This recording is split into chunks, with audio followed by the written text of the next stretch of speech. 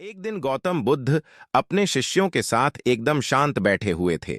उन्हें इस प्रकार बैठे हुए देख शिष्य चिंतित हुए कि कहीं वह अस्वस्थ तो नहीं है। एक शिष्य ने उनसे पूछा कि आज वह मौन क्यों बैठे हैं, क्या शिष्यों से कोई गलती हो गई है? इसी बीच एक अन्य शिष्य ने पूछा कि क्या वह अस्वस्थ हैं, पर बुद्ध मौन रहे। तभी कुछ दूर खड़ा व्यक्ति जोर से चिल्लाया, आज मुझे सभा में बैठने की अनुमति क्यों नहीं दी गई है? बुद्ध आंखें बंद करके ध्यान मग्न हो गए। वह व्यक्ति फिर से चिल्लाया, मुझे प्रवेश की अनुमति क्यों नहीं मिली? इसी बीच एक उदार शिष्य ने उसका पक्ष लेते हुए कहा कि उसे सभा में आने की अनुमति प्रदान की जाए।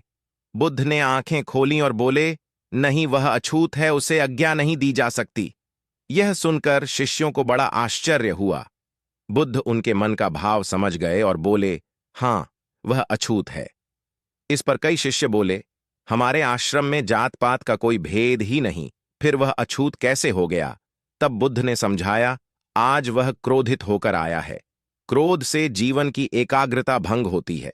क्रोधी व्यक्ति प्राय मानसिक हिंसा कर बैठता है, इसलिए जब तक वह क्रोध में रहता है तब तक अछूत होता है। इसलिए उसे कुछ समय एकांत में खड़े रहना चाहिए। क्रोधित शिष्य भी बुद्ध की बातें सुन रहा था। पश्चाताप की अग्नि में तप कर वह समझ चुका था कि अहिंसा ही मनुष्य का महान कर्तव्य व परम धर्म है। वह बुद्ध के चरणों में गिर पड़ा और कभी क्रोध न करने का प्रण लिया। शिक्षा। आशय यह है कि क्रोध के कारण व्यक्ति अनर्थ कर बैठता है और पश्चाताप उसे बाद में होता है, जिसका कोई लाभ नहीं मिलता। इसलिए हमें क्रोध नहीं करना चाहिए। असल मायने में क्रोधित व्यक्ति अछूत हो जाता है और उसे अकेला छोड़ देना चाहिए। क्रोध करने से तन, मन और धन तीनों की हानि होती है। क्रोध से ज्यादा हानिकारक कोई और वस्तु नहीं है। कृपया हमारे चैनल को सब्सक्राइब करें। धन्यवाद।